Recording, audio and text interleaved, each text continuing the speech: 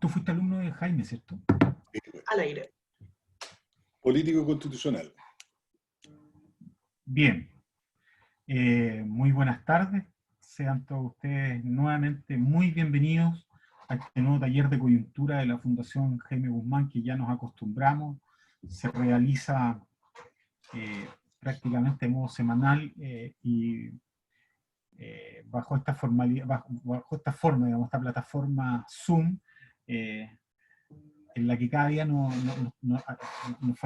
la que cada día nos familiarizamos más. Esta vez nos acompaña un amigo de la Fundación Jaime Guzmán, permíteme, Rafael, presentarte así, abogado, de hecho fue alumno de Jaime Guzmán, él tal vez nos contará más detalles de aquello, cientista político y especialista, y se ha dedicado a tratar y a investigar los temas de Medio Oriente, y es por eso que hoy lo hemos invitado a que nos pueda exponer una mirada amplia, clarificadora del conflicto en el Líbano, tal vez un poco repasar la historia del Líbano, y que nos lleve, digamos, a una explicación desde su mirada de esto que precisamente nos abre a preguntarnos qué está ocurriendo allá, que me refiero a la explosión que ocurrió a principios de agosto, entiendo que recuerdo el 4 de agosto, en el Líbano, y de la cual se han abierto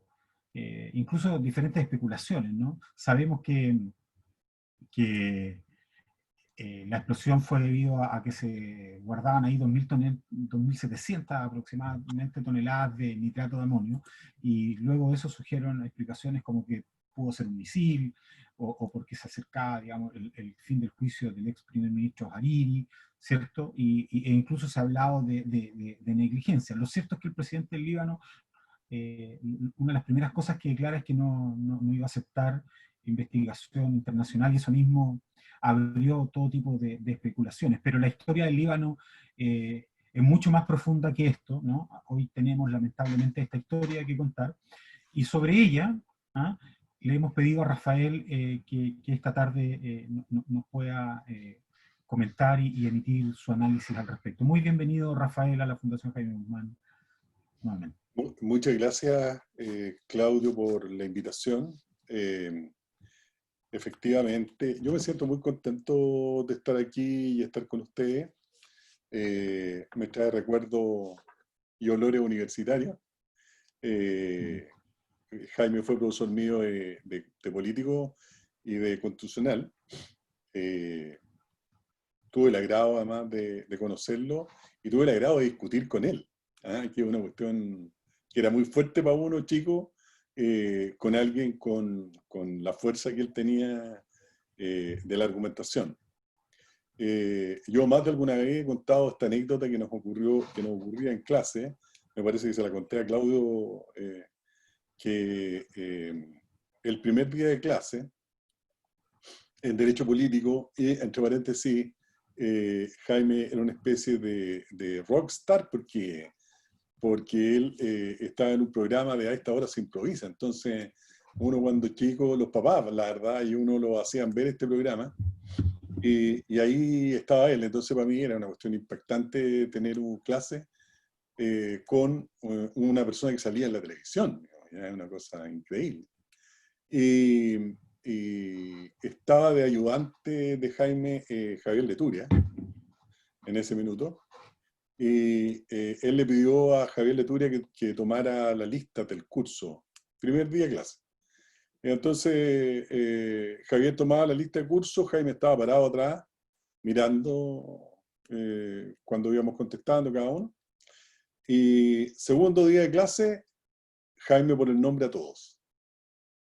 O sea, de una clase a la otra se aprendió todos los nombres de pila, no eran los apellidos, porque nos trataba con el nombre de pila, de cada uno de los 40 estudiantes que estábamos en clase en ese momento. Y entonces nos decía, no usen libreta para guardar los teléfonos, guárdenlos en la cabeza. Esas son cosas como impresionantes de un profesor para uno, y además uno se siente agradecido que le trate por el nombre también, evidentemente. Bueno, vamos Rafael, ¿sí?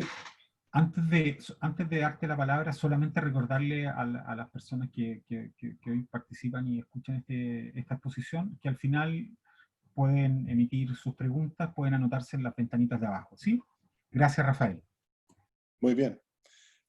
Comencemos haciendo un paneo rápido por la historia del Líbano para que podamos entender lo que ocurre hoy día y lo que significa el Líbano para la historia universal también. Hoy día escuchamos del Líbano por lo que aconteció de esta explosión que todavía no se conocen las causas y lo conversaremos luego. Pero el Líbano nace hace aproximadamente 10.000 años. Una de las ciudades importantes del Líbano, aparte de Beirut, donde se produce la explosión hoy día, era Biblos, de donde viene la palabra Biblia. Allí se construían en el litoral libanés, se fundaban en el litoral libanés, cada 40 kilómetros ciudades-estado. Y por lo tanto teníamos las ciudades-estados de Tiro, Sidón, estaba Beirut, y siguiendo hacia el norte estaba Biblos. Estas ciudades-estados competían además entre ellas por la hegemonía del comercio y del mar Mediterráneo. Los fenicios crearon, inventaron el vidrio, que hoy día es tan escaso allá y que necesitan mucho, porque no quedó ventana en Beirut. Crearon la púrpura, el color púrpura. Cuando nosotros hablamos de los purpurados y nos referimos a los cardenales, estamos haciendo una reminiscencia de los fenicios, que crean la púrpura con un molusco que se llama Purex. Ellos lo molían y lo vendían. Una compradora de este producto fue la Cleopatra, que usaba una vela de color púrpura para demostrar su nivel económico y su nivel social.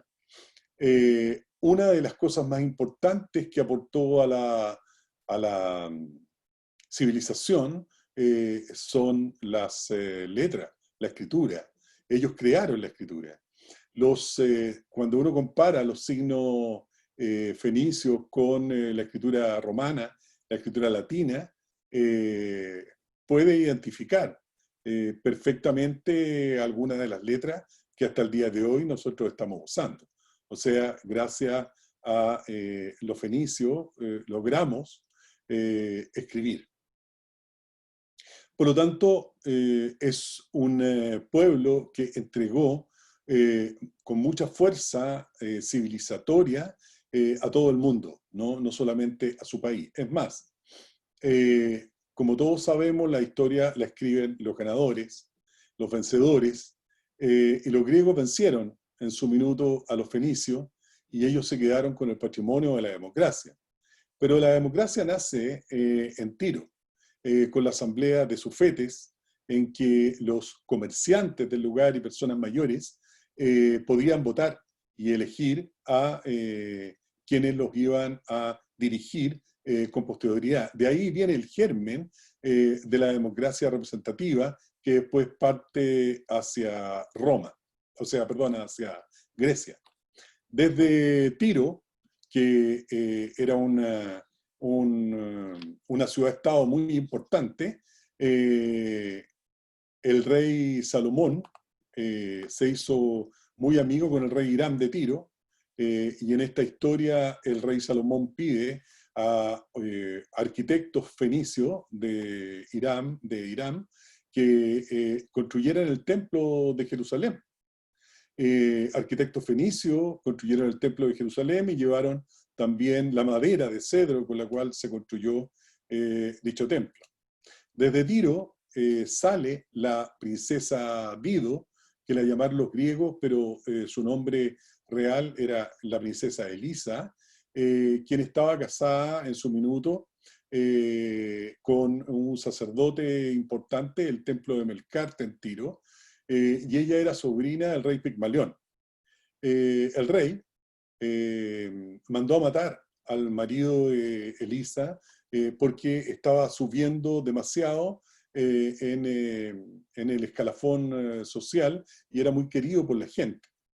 Elisa, ante esto y con el miedo a que pudiese también resultar ella perjudicada, escapa desde Tiro con varios barcos fenicios, llega al frente a donde está Chipre, toma a una serie de mujeres que se dedicaban al culto de Astarte y se dirige por el Mediterráneo a lo que hoy día conocemos que es Túnez. Allí la princesa Elisa realiza un desembarco y convence al rey del lugar que le venda a ella un terreno que tuviese la superficie de un cuero de buey. El rey acepta y Elisa, con algunos hilanderos, con las hilanderas que ella tenía, logra realizar un hilo con el cuero de buey de tal forma que cubre una colina entera, cosa que evidentemente al rey no le gustó. Pero en ese momento ella funda Cartago. Cartago, gran enemigo de Roma, y ustedes se acuerdan, ¿no es cierto?, cuando generales romanos, senadores romanos, terminaban con la frase de deleta Cartago, o sea, Cartago tiene que desaparecer del mapa, lo que logran evidentemente después. Por lo tanto, de allí sale el gran general cartaginés Aníbal Barca. Al-Bark significa el rayo de la familia de Aníbal. Bueno, esta esbozo de la historia y la importancia del Líbano se realza cuando llega el dominio romano y para que somos abogados, Beirut se convierte en la madre de las leyes y de allí son Ulpiano y Papiniano, ¿no?, codificadores del derecho romano y codificadores de preceptos generales del derecho que hasta el día de hoy estamos usando en nuestra profesión. Entonces, el aporte cultural del Líbano al mundo es importantísimo, es muy grande. Si nosotros seguimos avanzando en el tiempo, ya verán que hay un orgullo, ¿no?, grande del pasado que los libaneses tienen. Esto es para poder entender muchas veces el comportamiento que adquieren hasta la actualidad. Ya muy avanzado en el tiempo, llegamos al 1100, llegamos a las cruzadas. Antes que eso, en el año 400 se crea una iglesia. Se crea una iglesia que es muy importante y que va a ser muy importante luego para el Líbano, ¿no?, porque es la iglesia nacional del Líbano, que es la iglesia maronita. San Marón, un monje, Antioquía, crea la iglesia maronita en el año 400, cuando cuando se estaban produciendo los grandes conflictos entre los nestorianos y los arrianos, con esa mirada de Jesús que tenía una sola naturaleza, o Jesús doble naturaleza, o Jesús solamente Dios, Jesús solamente hombre. Los maronitas de San Marón tomaron la doctrina del concilio y por lo tanto establecieron la doble naturaleza de Jesús. Eso los marcó para siempre en la historia y la defensa de la fe por parte de ellos fue muy importante hasta el día de hoy, que ya lo comentaremos si tengo tiempo.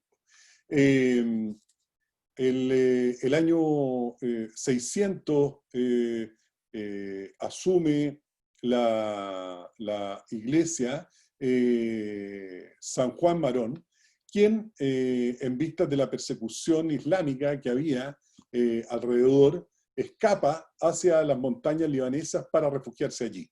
Y entonces los maronitas del Líbano están desde el año 600 refugiados en sus montañas y creciendo. Hubo un momento de separación o silencio con la Iglesia católica, con la Iglesia romana, porque no había ningún contacto, porque evidentemente ellos estaban rodeados de un mundo islámico.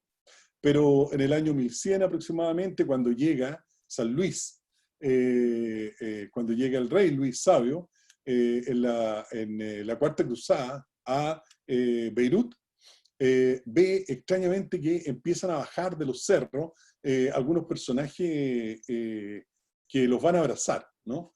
Y estos eran los maronitas que habían estado desligados de la iglesia por lo menos 400 años y que cuando ven la cruz que va llegando a las costas de Beirut, bajan con el objeto de cooperar y ayudar en lo que fuera menester a los cruzados.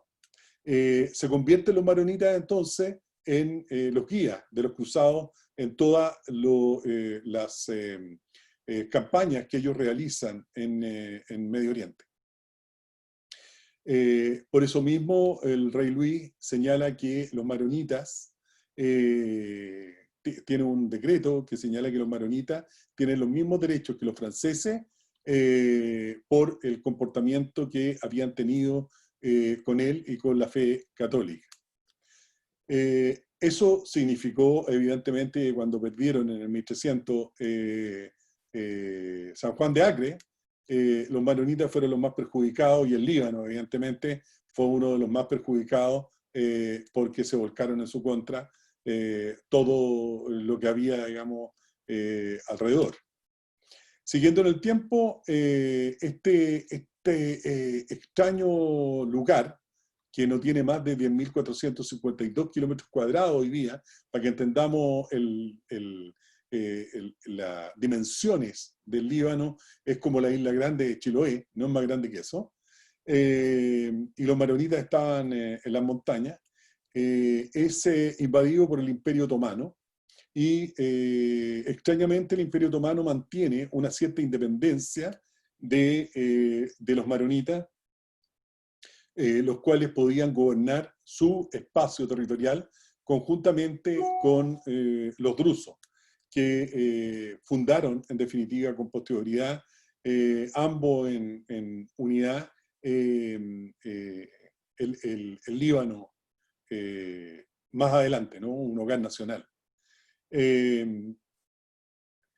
Esto empezó a avanzar en el tiempo hasta el momento en que se produce antes de la Primera Guerra Mundial, el Imperio Otomano empieza a reaccionar, empieza a decaer, Europa se divide, los territorios del Medio Oriente con el famoso Tratado Sykes-Picot, que todos sabemos que dicen las malas lenguas que fue hecho en un bar con ambos personajes curados, digamos, ¿no? Porque la verdad es que no se entiende cómo trazaron esas líneas con reglas sobre territorio del Medio Oriente sin preocuparse de las diversas naciones que hay allí y que las cortaron y las partieron como a ellos se les ocurrió. Bueno, en esta repartija que se produce, Francia se queda como protector del Líbano. El Líbano se convierte en un protectorado francés. En 1926 se crea la Constitución libanesa, una constitución que es bien parecida a la Constitución de 1925 nuestra, y que tiene la característica de contener allí disposiciones de democracia liberal. Por lo tanto, no había todavía ninguna referencia a religión, sino que era una constitución laica en que se generaban principios importantes. Y dentro de esa, uno de los principios más importantes era de la neutralidad libanesa. Corre el tiempo, en el año 36 se genera un censo en el Líbano, donde los maronitas alcanzan sobre un 50% de la población libanesa, y el resto venía en segundo lugar los musulmanes sunitas y en tercer lugar los musulmanes chiitas. Hay 18 confesiones religiosas en el Líbano y por lo tanto desde allí empieza a construirse el país del Líbano moderno, ¿no? Que ya los independentistas logran su total independencia en el año 1943 cuando se declara la República del Líbano. Por lo tanto, dentro de esta república, si nosotros pensamos esta nación maronita tan chiquitita que había en su minuto, se extiende hacia los costados y queda dentro de las fronteras del Líbano, tanto musulmanes sunitas y musulmanes chiitas, drusos y otra cantidad de religiones. Y entonces hay que ponerse de acuerdo. ¿Cómo se ponen de acuerdo? Al estilo libanés, y entonces realizan un pacto constitucional no escrito, donde se dividen el poder en Líbano, y aquí empieza la problemática, en que el presidente de la República es un católico maronita, el primer ministro es un musulmán sunita, y el presidente de la Cámara que es de la Cámara del Parlamento, que unicameral, es un musulmán chiita. Aquí es muy problemático desde un punto de vista geopolítico lo que ocurre, porque esta conformación sectaria del gobierno es la que ha mantenido el Líbano hasta el día de hoy, pero también ha sido la causa de su propia destrucción. Es como la historia del cuchillo, ¿no? Que uno entierra a otra persona y está adentro y le dice, si te lo dejo, te mueres, si te lo quito, te mato. Y eso es lo que ocurre ejemplarmente con la situación de este pacto constitucional no escrito. El año 50 y 60 fueron los mejores años para el Líbano, la Suiza del Medio Oriente, una explosión gigantesca de cultura, de beneficio económico, 100 bancos, etc. El sueño de la Suiza puesta en el Medio Oriente. El año 75, y ahora, ¿cuándo se empieza a producir la situación más compleja? Desde el año 1969. El Líbano había mantenido siempre el concepto de neutralidad política, neutralidad activa, ¿no? Un concepto similar al de Suiza. Pero el año 69, con un acuerdo que se llamó el Acuerdo del Cairo, que permitió a las entidades palestinas llevar a cabo operaciones militares en contra de Israel, desde territorio libanés. Ya ahí está prescindiendo de lo que siempre había sido una política internacional muy inteligente, que era la neutralidad activa. Y esto quiebra la cadena de tranquilidad libanesa y empiezan los lineamientos de las diferentes facciones sectarias libanesas y los grupos libaneses con los conflictos generados en su entorno geográfico, ¿ya? Son conflictos ideológicos, son conflictos políticos, son conflictos militares y son conflictos confesionales producidos en el Medio Oriente. Y entonces empieza a generarse la situación compleja para el Líbano. Israel ocupa el Líbano en 1978 al 2000. Las organizaciones palestinas dominaron el resto del territorio del 69 al 82. Luego entró el ejército sirio al Líbano del 76 al 2005. Nace Hezbollah, portando el proyecto de República Islámica de Irán en sus dimensiones también religiosas, militares y culturales.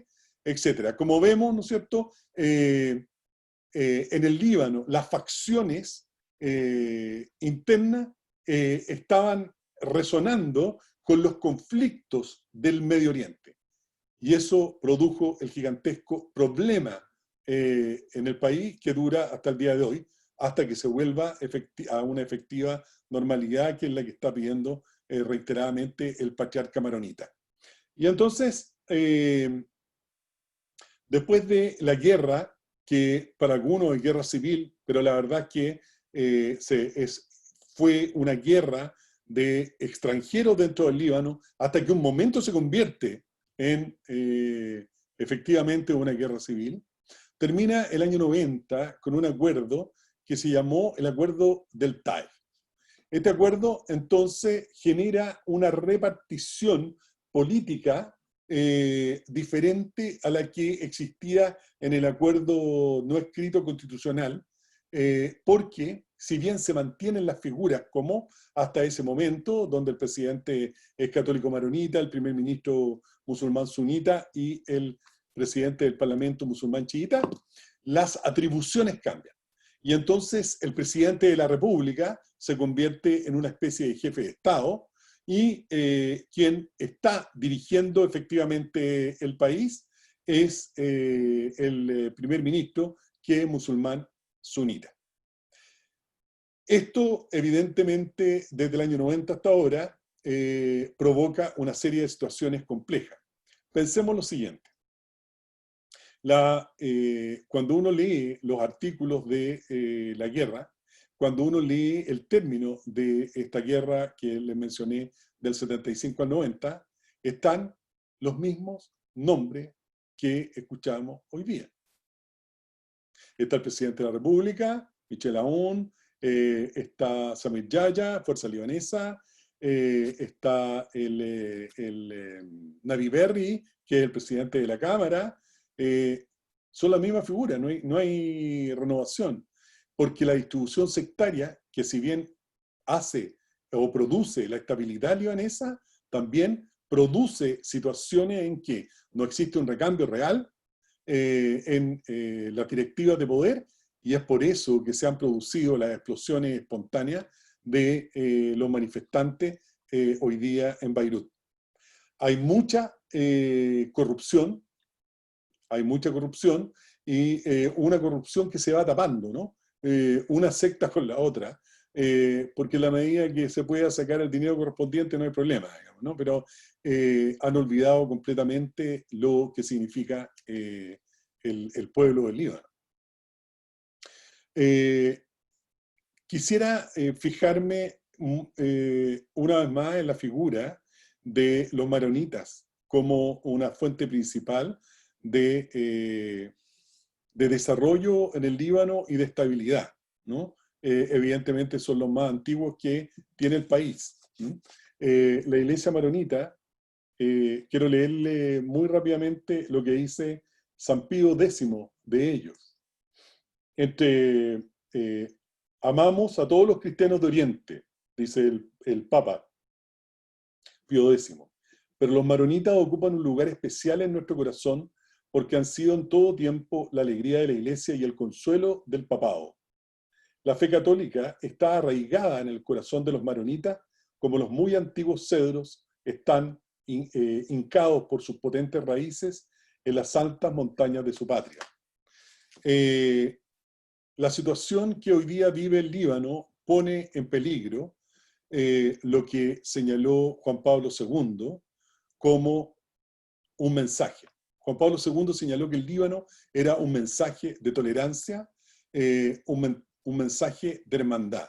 Esto se está poniendo claramente en peligro hoy, porque con el gobierno libanés actualmente renunciado, estamos viviendo un estado fallido donde los políticos libaneses no logran ponerse de acuerdo para establecer quién los va a dirigir de aquí en adelante. Han renunciado los miembros del partido Kataeb libanés, que uno de los partidos cristianos importantes. renunció una ministra, también cristiana, el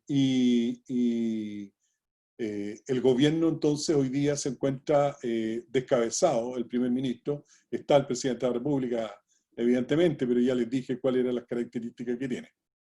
Entonces, cuando nosotros tenemos esta situación, nos damos cuenta que nos encontramos en un estado, desde un punto de vista geopolítico, un estado fallido. Y los estados fallidos, el peligro evidentemente que tienen, es que los vacíos de ese estado son ocupados muy rápidamente por quien tiene la fuerza o por quien tiene el poder. Y hoy día los únicos que tienen armamento en el Líbano es Hezbollah. Entonces, hay un principio básico de derechos humanos que es la libertad religiosa, la libertad de conciencia, que muchas veces se olvida, pareciera que es un derecho humano que no existe y es un derecho humano muy importante. Y entonces el Líbano está en peligro, ese derecho humano, si sigue manteniéndose este estado fallido, porque podría alguna de las sectas o religiones convertirse en dominante, lo que obviamente perjudicaría al resto de la población, fuera minoritaria o no. En el Líbano no se ha hecho censo desde el tiempo que ya les conté, porque existe el peligro que se haga el censo, podría cambiar la imagen de distribución sectaria que tiene hoy día. El punto es que, más allá de eso, lo que hace no tener censo es que no podemos generar políticas públicas.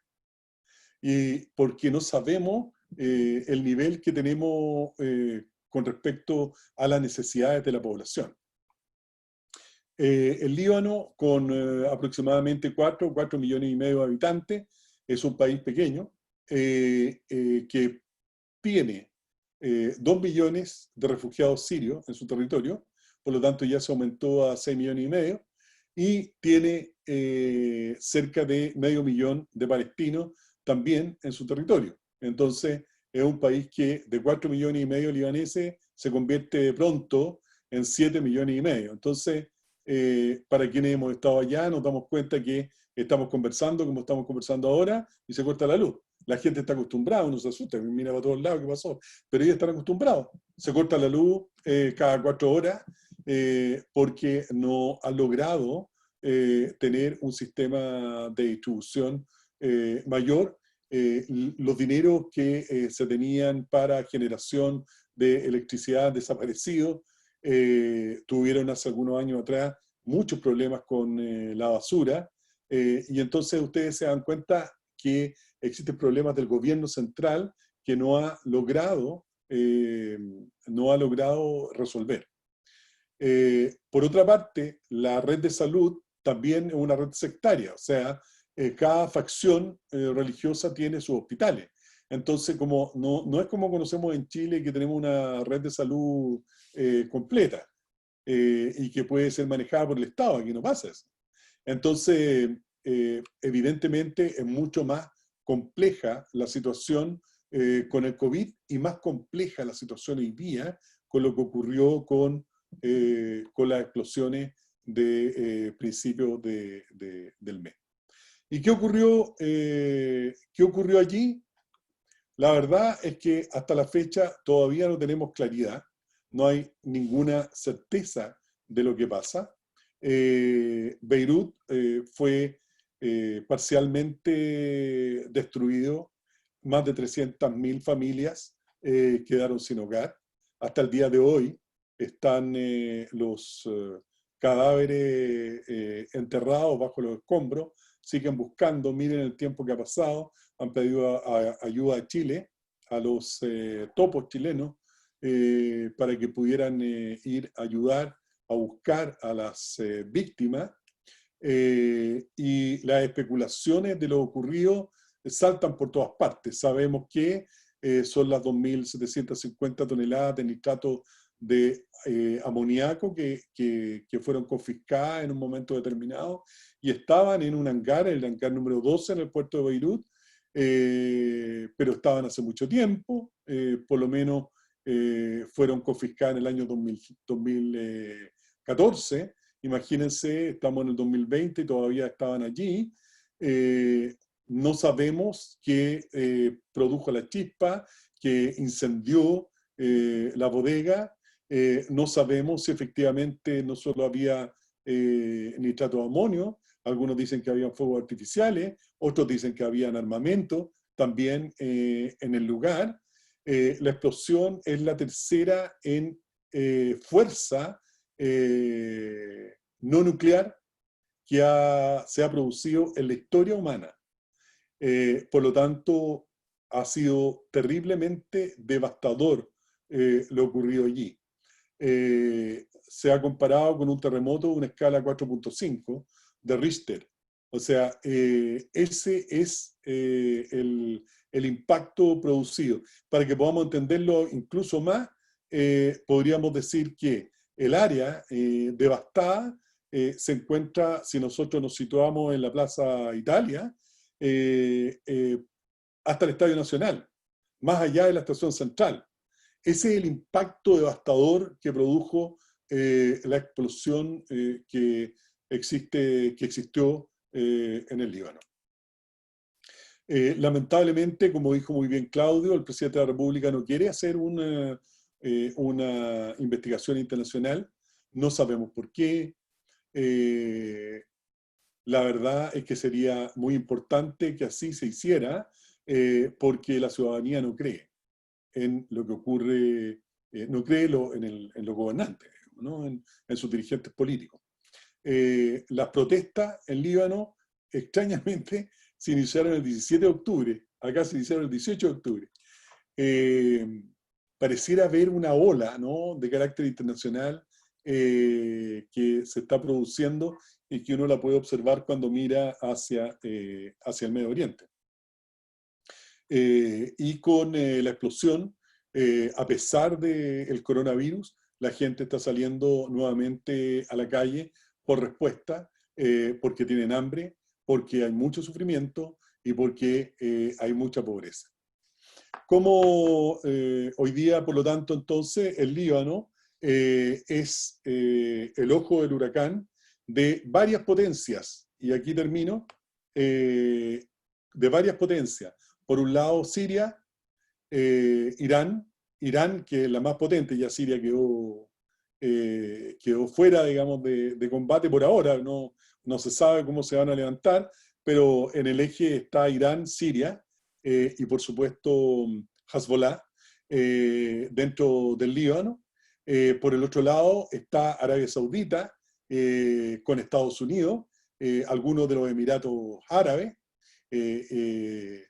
En el lado de Irán también está Rusia. Recuerden que en Siria, por eso Rusia defiende tanto el régimen de Assad, tiene uno de los emplazamientos más grandes militares en el Mediterráneo mismo, digamos, ¿no? Entonces tiene que defenderlo a todo trance. Si ustedes se fijan, el Líbano está internamente tironeado por fuerzas externas a él.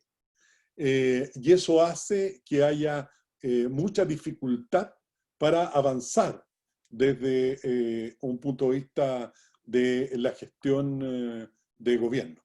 Y entonces, en definitiva, pareciera ser que una propuesta realista y de salvación del Líbano es, como lo propuso el patriarca maronita, el cardenal Ray, volver al estado de neutralidad activa que tuvo el Líbano hasta el año 69, en que fue un Líbano extraordinariamente próspero, ¿no? Y el cardenal señala que la neutralidad evidentemente tendría muchos beneficios para el Líbano en la economía, evidentemente con varios sectores desde un punto de vista geopolítico también. Y este hace un llamado a la comunidad internacional para que pueda ayudar y aportar con un grano de arena para que Naciones Unidas declare el estatus de neutralidad activa al Líbano, lo que evidentemente lograría también mantener el pluralismo religioso que hasta el día de hoy ha tratado de mantener con esfuerzo, pero ha sido igualmente un ejemplo para la humanidad. Eso es, mi querido Claudio. Yo he abierto las preguntas, tratando de mantenerme en el tiempo para que usted no se enoje. Muchas gracias, Rafael. La verdad es que estuvo súper bien, así que no te preocupes, por favor. Al contrario, te agradecemos mucho eh, ese lenguaje propedéutico, porque debemos ser honestos que lo que ocurre en Medio Oriente muchas veces nos parece ajeno.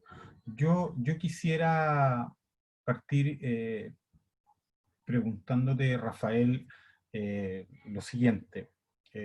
A juicio tuyo, ¿cuál de todas las causas de los conflictos que hoy día hay en el Líbano, los conflictos internos, son las más profundas o la más profunda, la más importante en la que tuviéramos que hacer hincapié, digamos, poner ojo? ¿Y qué soluciones se requieren, a juicio tuyo, para salir de esto que tú has llamado con todas sus letras Estado fallido? O digo, no digo necesariamente qué soluciones, sino qué potenciales salidas avisoras tú, o donde debiera hacerse hincapié, digamos. Y yo creo que la señalada por el patriarca hace unos días atrás, de volver al estado de neutralidad activa del Líbano, creo que es fundamental para mantener los equilibrios internos y que las visiones ideológicas y religiosas externas no influyan en el Líbano. Lo que ocurre, Claudio, que cuando uno mira, por ejemplo, el Islam, el Islam tiene dos miradas. Hay un Islam político y un Islam religioso. Y entonces no hay problema con el Islam religioso, ¿no? Porque puede convivir perfectamente con las demás religiones.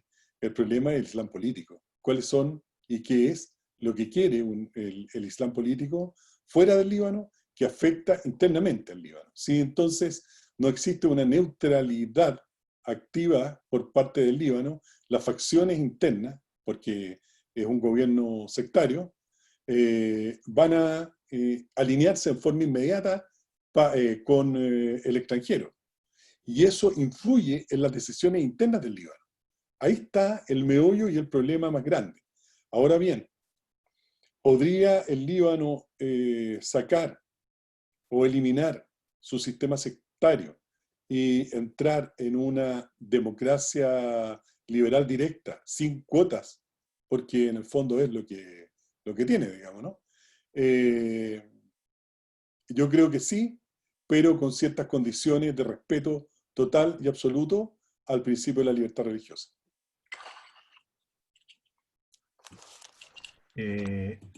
La última pregunta antes de pasar a otras dos Rafael. En materia de neutralidad, a propósito de la neutralidad, ¿no? De la necesaria neutralidad, si yo te preguntase a ti, para quienes no somos expertos en el tema del Líbano, ¿qué ventaja o en qué se podría palpar para el mismo pueblo del Líbano, ¿ah? La neutralidad? ¿Qué beneficios traería para el bien común? Evidentemente, por decirlo de algún modo, del modo más ilustrativo que se me ocurre, digamos, la neutralidad efectiva en el Líbano. Serían varias importantes, Claudio. Porque primero mantendría como Suiza la estabilidad interna libanesa. No traería los conflictos de afuera hacia adentro, que es lo que ocurre también hoy. Imagínate la cantidad, antes de que Siria entrara a la guerra, que la mantiene hasta el día de hoy, el Líbano era manejado por Siria. Entonces, los presidentes del Líbano iban a preguntarle al de Siria lo que tenían que hacer. Y hoy día, hace años, cuando empieza el Estado Islámico a penetrar en Siria, Hezbollah está combatiendo, Hezbollah, los libaneses, están combatiendo en la guerra de Siria. Entonces, eso te impide las inversiones extranjeras también dentro del Líbano, porque les da miedo. Si no hay neutralidad, en cualquier momento el Líbano puede entrar en una situación de conflicto porque está siendo gatillado por la acción la acción extranjera. O sea, imagínate en los tiempos de Yasser Arafat, él estaba en el Líbano teniendo un estado sobre otro estado. Cuando iban a ver no iban a ver al presidente del Líbano, iban a ver a Yasser Arafat en Beirut. Entonces, lo que ha perjudicado brutalmente al Líbano es no haberse mantenido neutral en todos estos conflictos.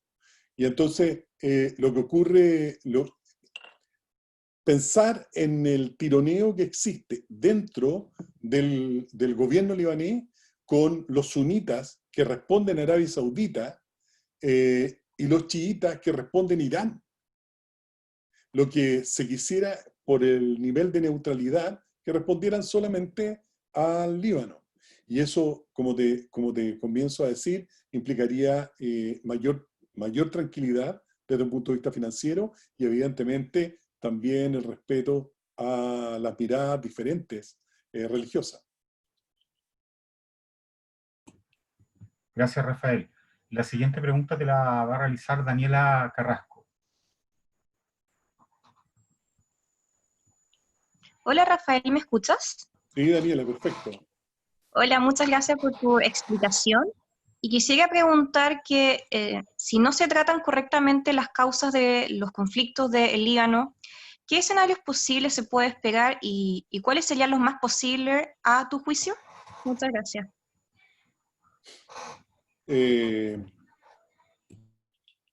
Si no se toman las medidas necesarias, podríamos tener, por ejemplo, un Irán 2 en el Líbano. Y eso no es bueno para nadie. Por lo tanto, es fundamental que se mantengan los equilibrios internos dentro del país. Francia, el presidente de Francia, después de la explosión, fue al Líbano. Bueno, uno puede verlo o entenderlo como una reacción desde el rey Luis el Sabio, San Luis, que les comenté. Los dirigentes libaneses corrieron a estar con él y él les señala que se pongan de acuerdo y que él va a volver. Y está a punto de llegar de nuevo al Líbano a hacer su segunda visita. Ahora, eso tiene un impacto político, pero también hay un impacto económico para Francia, porque hay una competencia para saber quién obtiene la concesión del el puerto de Beirut, que quedó completamente destruido. Este puerto, que era tan importante dentro de la zona, no existe, lamentablemente también. El Líbano se mantiene fundamentalmente con lo que le llega del extranjero en alimentos y por lo tanto sin tener puerto es complejo, pero el puerto del Líbano sirve también como vía para entrar al Medio Oriente. Y entonces, ¿cuál es el puerto hoy día más importante de la zona? De Haifa, en Israel. Entonces ahí vienen todas las especulaciones que tú te puedas imaginar. Un estado fallido en el Líbano es una válvula que podría hacer peligrar a todo el Medio Oriente, no solamente al Líbano. Y en mi concepto también podría hacer peligrar extraordinariamente a los maronitas del Líbano, a los cristianos del Líbano, que yo creo que hoy día a nivel mundial los cristianos orientales están en peligro, pero que los cristianos del Líbano caigan es una situación grave para los cristianos del mundo. Bueno, Rafael, gracias. La siguiente pregunta te la va a realizar Benjamín Cofré.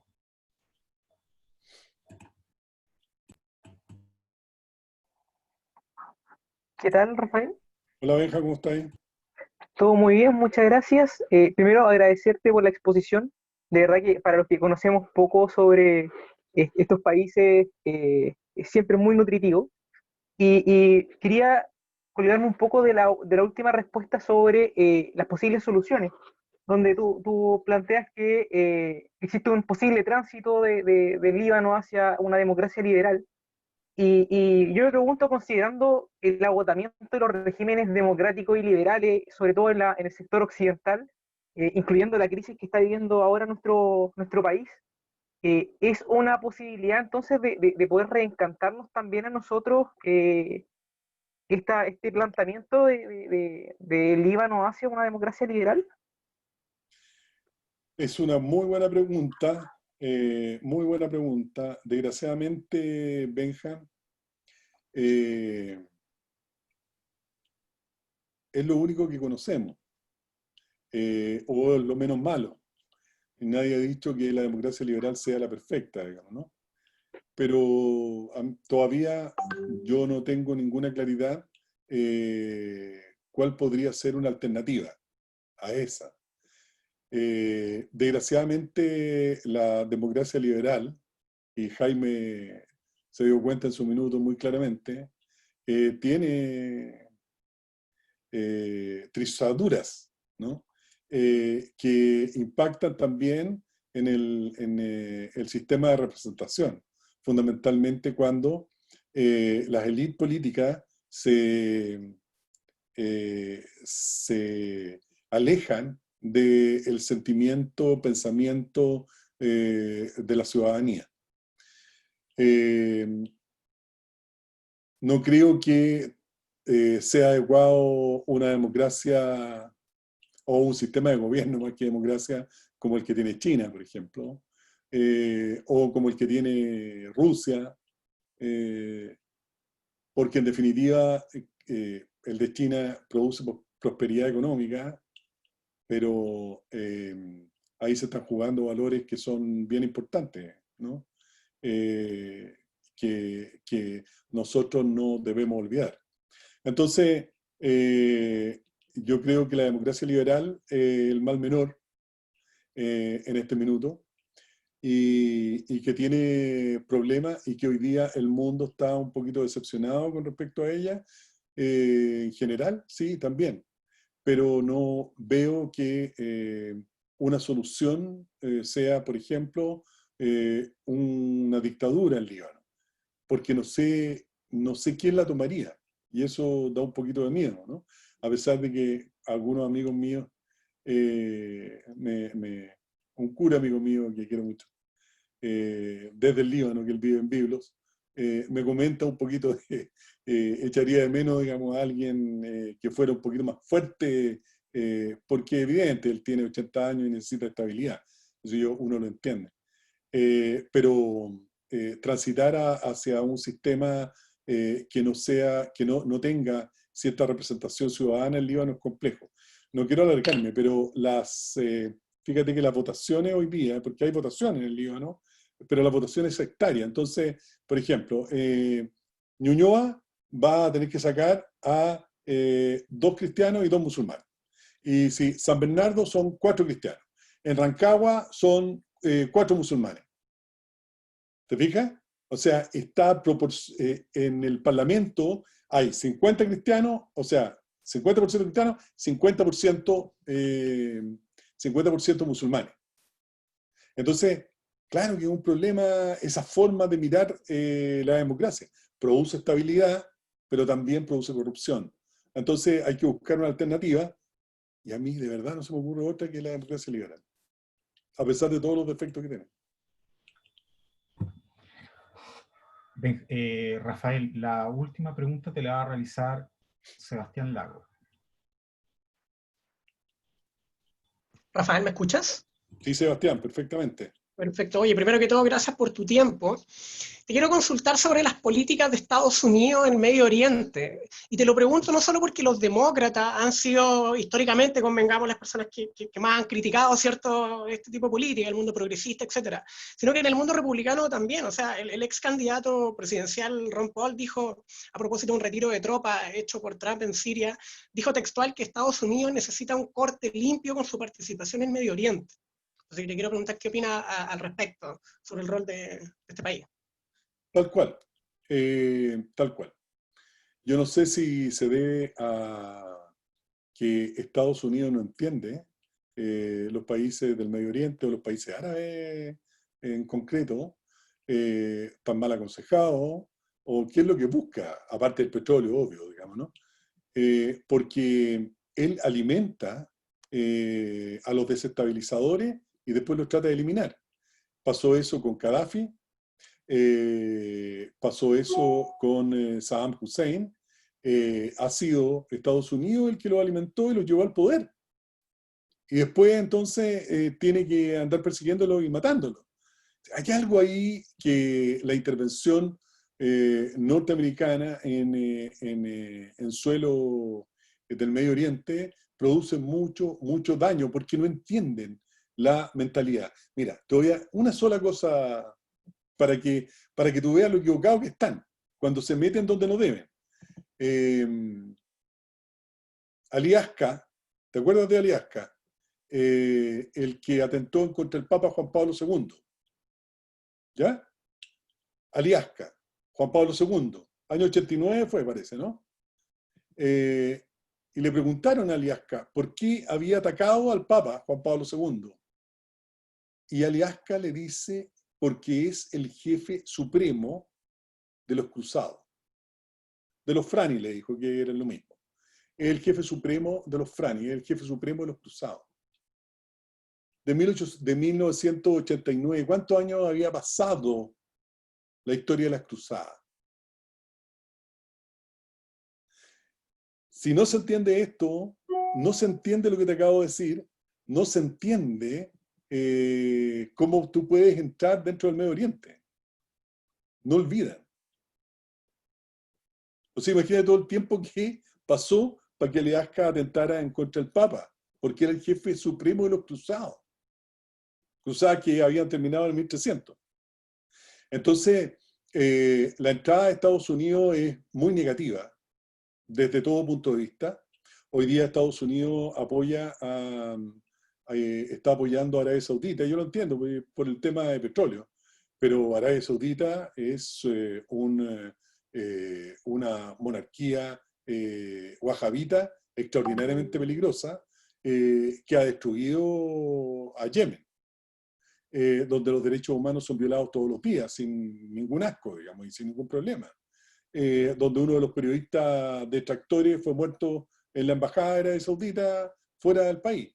Entonces, cuando uno empieza a ver este tipo de cosas, te das cuenta que es preferible que ni Europa ni Estados Unidos se meta en los conflictos del Medio Oriente porque no los entiende. No los entiende. Entonces, el irse intempestivamente de Siria, lo único que produjo es que reexplotara el Estado Islámico. ¿Qué sacó con eso? O sea, si está, y además que es amigo de los kurdos, después no es amigo de los kurdos, hay una problemática ahí. Yo creo que es de no injerencia, que es mejor, si va a ayudar a Siria y va a combatir en contra del Estado Islámico, termínelo completo, digamos, pero no se vaya a la mitad del camino, porque estas cosas van rebotando en el tiempo. Rafael, te queremos agradecer el tiempo que te has dado, la claridad con la que has expuesto un tema que, permíteme insistir, no es de lo más familiar para nosotros. Me imagino que tú estás al tanto de ello, me refiero a nosotros, al mundo occidental, ¿no? Y la forma que lo has explicado y la disposición también a responder todas las preguntas, por ciudadanas que sean, digamos, porque digo ciudadanas no especializadas, ¿no? Se agradece doblemente, ¿no? Te agradecemos profundamente. A quienes por ahí no pudimos darle la palabra, le pido mil excusas y gracias nuevamente, Rafael. ¿No? Para mí, querido Claudio, es un agrado estar con usted y es muy satisfactorio poder transmitir a las nuevas generaciones también que tengan una mirada más amplia de los conflictos a nivel mundial que igualmente nos golpean de una u otra forma acá en Chile. He visto que hay hartas preguntas, pero ya no hay tiempo. Pero hay un libanés ahí que Alfredo Salaquiet, que quiere preguntar y dice, podemos habilitar el micrófono, confirma, te escribo, porque le pasan mi correo al Alfredo nomás y conversamos, no hay ningún problema con eso. Alfredo es de la familia de Alfredo, de un pueblo en el Líbano donde hay griego católico, son melquitas, la mayoría de los salaquetos. Así que escríbeme nomás por correo. Espérate, es que acaba de respondernos Alfredo, así que si es que está atento lo podemos habilitar si es que tú tienes un minuto más, Rafael. Vale. Alfredo, hola. Hola, ¿cómo estás? Buenas tardes. Bien, bien. ¿Se me escucha bien? Sí, Alfredo, adelante. bien. Ya. Mira, la verdad las cosas, me pareció muy interesante todo lo que nos explicaste, te lo agradezco infinitamente. Y tengo una duda con respecto a la situación actual económica del Líbano, que siendo un país pequeño con muy pocos recursos naturales, y antiguamente principalmente sus fuentes de ingreso eran la finanza y la economía, ¿no es cierto? Por algo se le llamó alguna vez la Suiza del Medio Oriente. Hoy en día, ¿cuáles son sus principales ingresos que tiene como país? ¿De qué es lo que vive hoy día el Líbano? ¿Cómo es su estructura económica, financiera con respecto a todo el presupuesto que un país que está en absoluta pobreza, cómo obtiene recursos económicos para poder cumplir con las demandas sociales de la ciudadanía? Estimado Alfredo, el problema de hoy día es que no está cumpliendo con las demandas sociales normalmente el Líbano es fuerte en turismo y en banca. El nivel bancario, hay cerca de 90 bancos en el Líbano, es muy importante. Pero todo lo que ha ocurrido, fundamentalmente la guerra en Siria, ha cortado, no sé si tú has ido a Beirut, pero allí, no sé cómo habrán quedado hoy día los negocios, pero Hariri, que fue primer ministro del 2006, antes del 2006, que lo mataron en el 2006, reconstruyó todo el centro de Beirut como una especie de boutique de grandes almacenes para los Emiratos Árabes.